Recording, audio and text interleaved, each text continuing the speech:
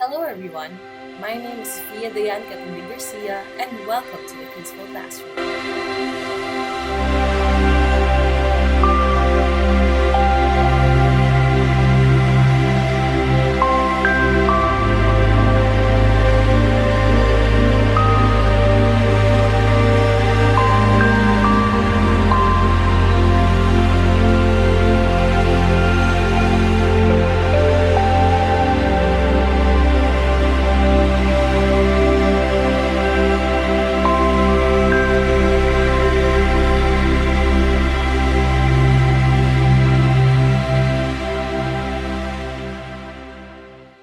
Our Peaceful Classroom is a dedicated space where parents, educators, and other professionals come together to talk about the ideas on how we may create positivity and peace in the lives of children and teens.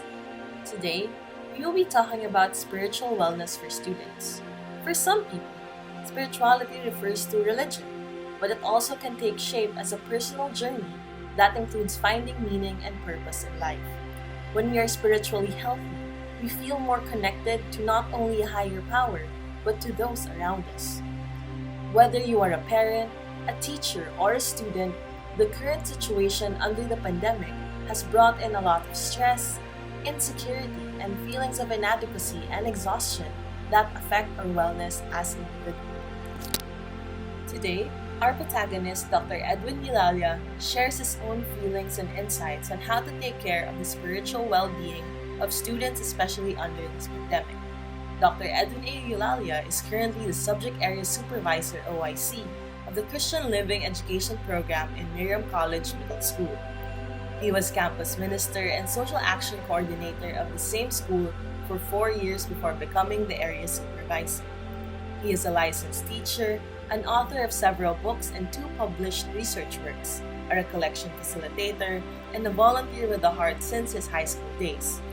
He earned his AB Psychology and MA in Counseling Psychology from the Ateneo de Manila University and his PhD in Family Studies from Miriam College. He has been in the academe for about 30 years now. More than being a teacher, he is a loving husband and a dedicated father to their only son.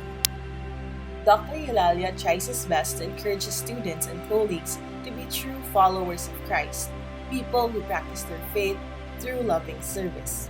Let's listen to Dr. Eulalia as he talks about how believing, asking, nourishing, acting, and loving are important components for spiritual wellness for parents, teachers, and especially students. Pleasant good afternoon to all. Today we're going to discuss spiritual wellness for students.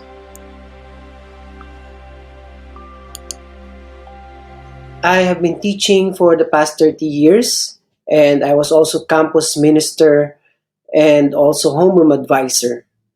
And throughout these years, I have been exposed to my students, and most of the students would share some personal issues that they have had.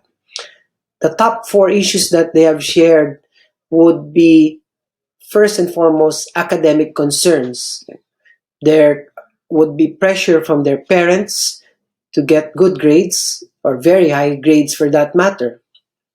And that causes them to sometimes cheat or do something like plagiarize works just to satisfy their parents. Then there is also a pressure of being compared to their siblings. No? Sometimes they feel that pressure that they are being compared. We also have family problems. Some of the parents are separated, others are overseas workers. And then there's sibling rivalry as well. Okay? And then also we have the third one would be their issues with friends. Okay? Sometimes there would be miscommunication and backstabbing incidents. And sometimes it would lead to bullying by either face-to-face bullying or cyberbullying. So all these issues would drive at one point that I think it would be best to teach our students how to be more resilient. Okay? Because in some of these cases, it would reach the point wherein they would be very depressed and would even think of inflicting self-harm to themselves. So it's a question of resiliency. How are we going to teach them to be more resilient? Especially now that there is a pandemic. It's a lot harder because there is no exposure. There is no face-to-face exposure with the teacher or with the guidance counselor or the campus minister or whoever they can trust. So it's just them and their family members. Saavedra shared, what should we be worried about in this phase of the crisis that might have an immediate impact on children and youth, not like our students? Number one, losses in learning. Number two, increased dropout rates. Number three, children missing their most important meal of the day. Moreover, most countries have very unequal education systems, and these negative impacts will be felt disproportionately by poor children. The COVID-19 pandemic is causing more than 1.6 billion children and youth to be out of school in 161 countries. This is close to 80% of the world's enrolled students. That's true. Most of the schools have lesser enrollees because of the situation. Some schools have closed, even closed, not because of the situation. These unexpected and drastic changes cause stress.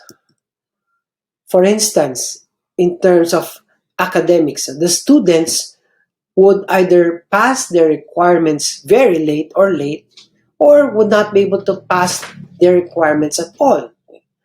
Sometimes there are internet problems, sometimes it's just difficult for them to submit, and you have to take into consideration these cases. No? It causes anxiety on the student, how he or she can get a better grade. It also causes anxiety on the part of the teachers. How are they going to give them grades if they don't submit their works? And anxiety on the parents as well. No? So how they can help out their children in terms of schoolwork. Sometimes the problem is parents are right there beside their children, no? Our students. Sometimes it's them answering the activities given by the teachers or the assignments and the group and the individual projects. So how will you grade that? That causes anxiety. For group work, sometimes the students would join group mates who contribute more and they are unable to contribute because of their internet problems. And somewhere along the line, there's insecurity. And that causes low self-esteem to the students. Of course, they're also asked to help out in the house. No? They do some chores. And that would make them feel tired. Yes. So on top of that, they would do a lot of assignments given to them and projects given to them. And they will need more time to achieve those tasks. Therefore, there is lack of sleep. And this lack of sleep would cause them to get sick, or there would be all sorts of illness that they would feel. There's also the pressure on the use of gadgets. Not all families can afford to buy gadgets such as laptops, iPads, and all they can use sometimes would be their cell phones, cellular phones. This would have budget constraints or concerns for the family. And then, of course, not having face-to-face interaction with their classmates and friends, lack of socialization and interaction would lead them to experiencing depression and certain feeling of emptiness.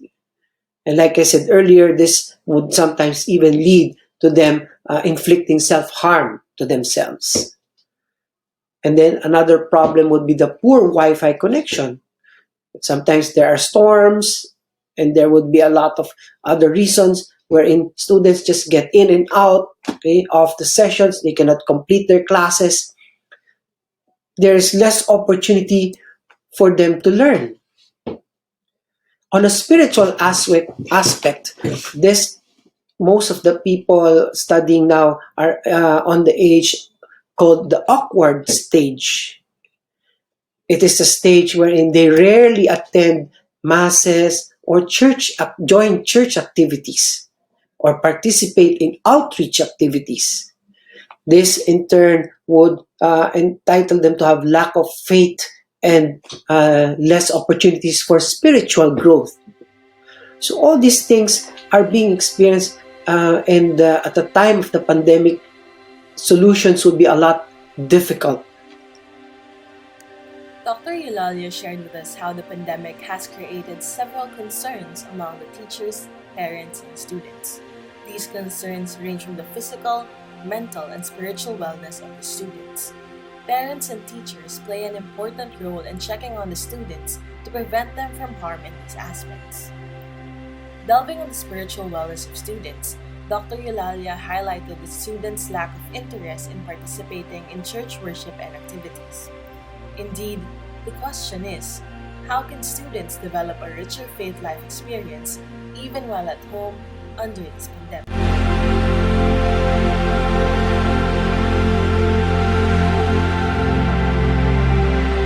The Student Wellness Department of Iowa State said, for some, spirituality may be synonymous with traditional religion, while for others, it relates primarily to the quality of personal relationships or love for nature. Spiritual wellness is expanding our sense of purpose and meaning in life based on a core set of values and beliefs. The search for meaning and purpose in human existence leads one to strive for a state of harmony with self and with others, while working to balance inner needs with the rest of the world. Examples of a healthy spiritual life may include volunteerism, social responsibility, optimism, contributing to society, connectedness with others, feeling of belonging, being part of a group, and love of self, a reason to care for self. You may not think much about spiritual well-being and what role it plays in your life, but its significance is stronger than you may believe. Okay? The importance of spiritual wellness, it's there to be nurtured. However, how can we do that? If churches are closed or not, there's not much activities, not much opportunities to do outreach work and to volunteer. Okay, and there's less connection because schooling nowadays is virtual, so it's very difficult to connect. Therefore, it becomes a problem in terms of spiritual growth and the personal growth of each individual and our students. Now, a lot of my Christian living education students, whenever they take their classes seriously, people would call them banal. Okay, so sometimes it becomes something funny, and the other students would laugh at them. "Oy, masyado kang banal." Okay, but that's not the case. I'd like to tell you what banal stands for me. No, it's this acronym or acrostic that would lead us to, or would help us break free from those breakdown moments. No? Banal stands for believe, ask, nourish, act, and love. We should train our students to believe in themselves, to believe that they are truly blessed, to believe that there is a supreme being who has given them all these gifts and talents that they can make use of, okay, to share and help out and reach out to others. They are truly blessed. We are truly blessed. Let us just believe. Of course, we should also teach them how to behave properly. Our students are at the right age of determining what is right and what is wrong, what is good and what is bad, and making those right choices, doing what is good. terms of academics, they should learn to balance their time. We should train them to know how to balance their time and use their time wisely. We are not saying that our students should stop playing with their computers or using the internet or watching Netflix or talking to their friends using their phones or their gadgets. No. Okay? What we should train them to do would be to balance it, okay, and equally. Okay? They cannot do all of those things, but they have to prioritize which should they do first and which should they accomplish first, especially if there are requirements that they need to pass. Okay, so it's a matter of balancing their time and prioritizing. Next, letter A stands for do not be afraid. Okay? We have been overcome by fear because of the pandemic. So let's teach our students to ask questions and not to be afraid. Not to be afraid to ask. Find out what's happening around them. Find out how they can deal with the situation. How can they be more resilient? So do not be afraid to ask. And they should acknowledge their mistakes. If they commit something wrong, they should say sorry. Sad to say, right, at this point, a lot of people are forgetting that. They're forgetting the value or the importance of asking for forgiveness, the value and importance of reconciliation. So acknowledge your mistakes. Don't be scared to ask for help. Then we have letter N. Never give up. Always remain hopeful.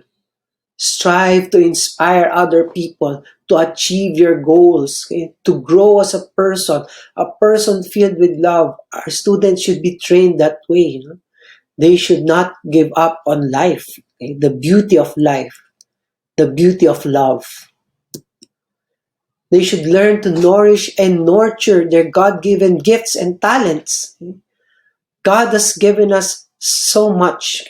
We have to just teach our students how to nourish and nurture those things, no? And make proper use of them.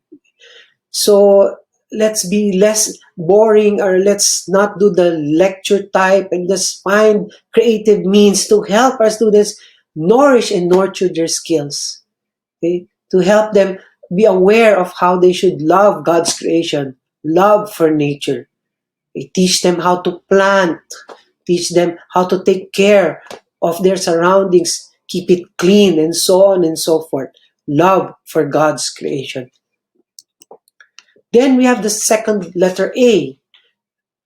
Okay? Parents and teachers should learn to appreciate the beautiful works of their children and the students. Learn to affirm them, especially if what they did was right. Okay?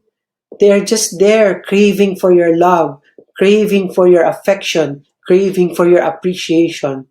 So let us affirm the things that they have done, the things that they have done positively. Then we should teach them to trust themselves and act now. Okay? Not because they're just students or they're still very young, they cannot do anything about the situation. They can make a difference. So let them know that they can make a difference. Their small steps, their small contributions to society, as long as they act now, they can make a big difference in everybody's lives. So they can do and they can help out, especially now in the situation of the pandemic, the COVID-19 pandemic. Martin Luther King Jr. says, everybody can be great because anybody can serve. You don't have to have a college degree to serve. You don't have to make your subject and verb agree to serve. You only need a heart full of grace, a soul generated by love. That is the last letter in BANAL, no? Let us fill the world with love. Share God's love to others. Love and care for the needy. In that way, we could also develop future leaders of society. Nowadays, we are not satisfied or we complain about the leaders of society, how they deal with the situation, not only in our country, but in other countries as well. Um, it seems that everything is political. Okay? So let us train our students to become effective leaders, leaders filled with love, leaders who can be lights or spread the light to society, give hope to the people, okay? Leaders who can make use of their God-given talents and spread it to the world, okay? Make proper use of it to help those in need. Okay? Let us develop leaders who can be lights. Okay? So once again, I invite dear teachers and parents, okay, let us all be banal. Okay? Let us also teach our students to be banal. Believe, ask, nourish, act, and love. Thank you very much. I hope you learned something from today's session. Stay safe, stay healthy. God bless. Dr. Eulalia leaves with us an acronym to remember on how we can help and encourage students develop a richer faith despite being under this pandemic. The acronym is BANAL, which stands for B. Believe in God. A. Ask questions and do not be afraid or be ashamed to seek help from family, friends, and God above all. N.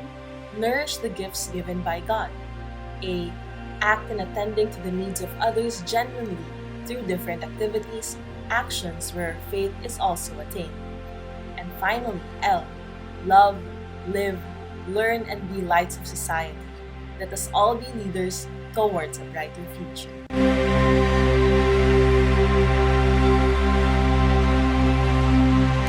Here are 2 tasks that you can ask your students to do for their spiritual wellness. Task 1. Ask students to create a feelings chart and daily accomplishment report. Use any of the emoji symbols to express how you feel at the moment. Then write a short explanation why you are feeling that way. For example, today I feel happy because, today I was able to finish and it is because. And task 2 is expressing gratitude to the Lord and the people who continue to support and show love to you during these times is also an effective way of countering stress and anxiety. Every day, list things you are grateful for in the calendar in prayer form. For example, August 3, Monday, Lord, I thank you for the gift of life. Thank you for allowing me to still wake up and be productive the whole day. Spiritual wellness is equally important as the other aspects of our wellness. In this pandemic, may we not forget to take care of this aspect of ours and our students. It begins with believing, acting, nourishing, asking, and loving. The famous Mother Teresa said, "Love cannot remain by itself. It has no meaning. Love has to be put into action, and that action is service."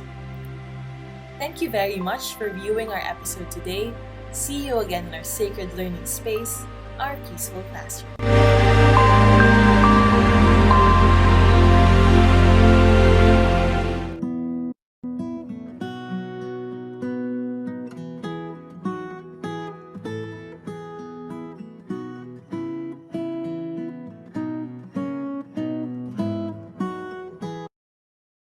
Hello, good afternoon. Um, I am Drizan Berdin, and I'll be talking about how to prepare for Christmas. So, before I start, I'll be sharing with you a video. It's an interview from Good Morning Britain. It says that Christmas will be a disaster if we relax the COVID rules. So, I'll just share my screen first.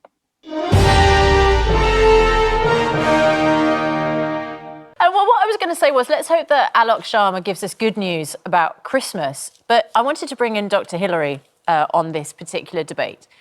Everybody wants to be able to be reunited at some stage with their families. And as we look ahead, and we're all in lockdown 2, which is a sort of lockdown, as we saw from the Prime Minister's meetings in number 10, it's not a proper lockdown, is it? But we haven't been able to hug mums and dads, be with grandchildren. Christmas is an opportunity that we can look forward to. But I wonder, Dr. Hillary, if the government says you've got a 5-day get out of jail card for Christmas, whether 2 weeks later we might rue that experience.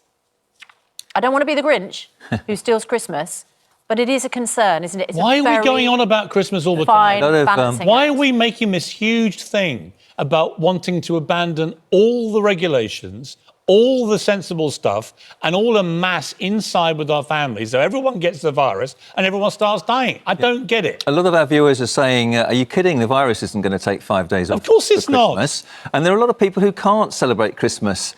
People who work in the NHS, doctors and nurses, paramedics, emergency workers, police, they work normal duties on Christmas Day, Boxing Day, Christmas Eve, and everybody else wants to party. They want to have their celebration, their roast turkey, and have 5 households gathering together. And it's a recipe for disaster, I'm afraid. I mean, just look at the figures that we're seeing now. Over 20,000 cases a day, 600 deaths recorded yesterday, albeit after a lag of the weekend. But numbers are going up. What people read in the papers is the acceleration is slowing, but it's still an acceleration of numbers. And if we, according to the British Medical Association, this isn't just me, if we come out of lockdown with no strategy to control infection rates, then Christmas is going to be a disaster, and we're going to reap the results of that in February and March, by which time we won't have sufficient vaccine rolled out to protect the population. And we'll be back to square one. We know the I just thing think we what's need a bit of frustrating reality to me, Hillary, here. is that the vaccine cavalry is coming. We can see that. Slowly. Yeah, but it's coming. But, you know, we're talking maybe, I don't know, 6 months or whatever before we start really rolling out mass vaccines. But that's not that long away. But if we, in the meantime, just ignore the rules, if we just get relaxed about everything, so many people will die unnecessarily before the cavalry arrives. I mean, you remember we had that discussion about the Cheltenham Festival back in the day? And Christmas, with 5 households gathering together all around the country, would be like hundreds and thousands of mini Cheltenhams all around the country. Yes. And I don't want to be a killjoy. I'd love to see my kids. I'd love to see my family. But unfortunately, we're in a pandemic, and people can't just postpone, you know, the pandemic and let's. You don't want to be a killjoy, but you don't want to, you don't want to have joy where you kill people. Let's take the killjoy and flip it on its head. Look, we're talking about, you know, one Christmas in 2 years. I know, Dr. Hillary, but for many people it might be, for instance, the last Christmas. For many people, it is the thing that's keeping them going. Anyway, we're going to talk to Alok Sharma about that a little bit later on when he appears on the programme. As what they have said, Christmas won't be able to be like what's the usual, the normal ones. And you can't just postpone it like the virus on 5 days just to celebrate Christmas. Maybe I would share my experience, what is happening right now in our family, because my dad, who works in abroad, won't be able to come home this Christmas because it would take him weeks just to complete the quarantine. And he won't be able to enjoy as much if he would go home and he would fly back and would do quarantine again. So better to stay at home than fly back here. So that's kind of sad for us because he won't be able to spend Christmas with us. But we are making adjustments for him so that he'll be able to spend it with us even though he's in the other country. We decided to video chat him on Christmas Eve since there is no time difference in our country and he's in the country that he is working. So maybe that's the best thing that we can do so that we can see him and he's seeing us enjoying Christmas. There will be a lot of limitations like social distancing and using a face mask everywhere and always washing your hands and sanitizing it with alcohol. It would really be unnecessary during this time because the virus, it's really just spreading to people who are really vulnerable. And in our country, every day it has thousands and thousands of confirmed cases. And sadly, there are a lot of deaths also. And right now, even though we're not spending it the usual way, the usual Pinoy style of celebrating Christmas like Simbang Gabi or Misa de Gallo, and doing carolings and going to our ninongs and ninangs to ask for pamasko, and the usual going out to malls or parks to celebrate with the whole family. Well, you can still celebrate though. Here's my some tips, since it will be a short talk only. Um, here are some tips that you can still do to prepare for Christmas, because even though it's pandemic, we can't go out, but we can still celebrate it in our homes. We can still prepare for the coming of our Lord. We can still prepare. We can still attend mass, even though it's online. Um, Maybe that's the best thing to do, is to attend masses online, especially on Sundays. And it's the second week already of Advent.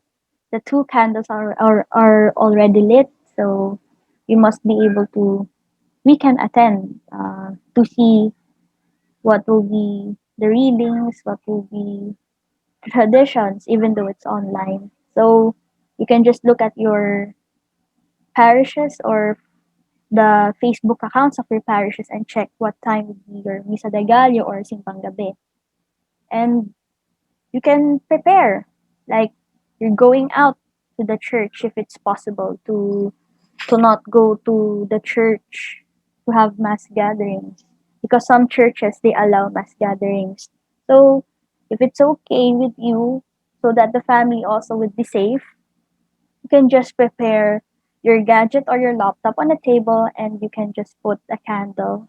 You just lit the candle and feel that you're still on mass, you're still in the presence of attending mass, and he's there guiding us as he symbolizes the light. And second of all, before that, we can still decorate our houses with Christmas lights and Christmas trees. It's still allowed though. Um, if you would be the person that would buy every year these decorations, you can just look on the internet if you can have time to do it, to unleash your creativity during this pandemic, to decorate with papers or cardboards or cutouts, and just design it so that it won't be hassle, and you would save money to buy the usual lights or decorations. And you can also do online Christmas parties. Um, the usual, although there's no um, food, there's no food literally on the meeting because it's virtual, or the Christmas party. Well, you can have your own creativity to make the Christmas party still consider the Christmas party. Like, since it's online, you can do games. You can do online games. You can do um, performances if you want. Um, but also remember that it's Christmas, so you can still apply reflections or kamustahans, so that you know people who would really like to share of what they feel during this pandemic can be a big help for you, for you to be there to listen, and that's all. So yon, Christmas gatherings, online Christmas gatherings would be great. Um, Also to hmm, about your families or loved ones that would usually go here.